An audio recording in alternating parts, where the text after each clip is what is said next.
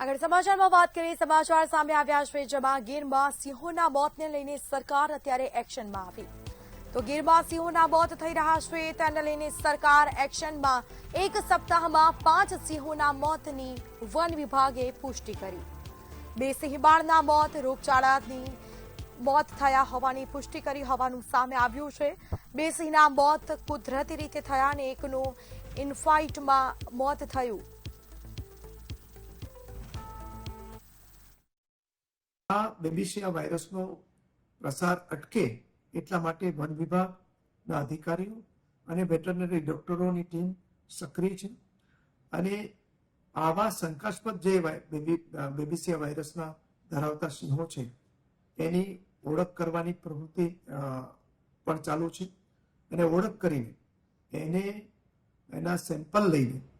એને એ પ્રકારની સારવાર આપવાનું કામ પણ ચાલુ છે અને ઈતરડીઓ દૂર કરવાની પણ પ્રક્રિયા હાથ ધરવામાં આવી છે।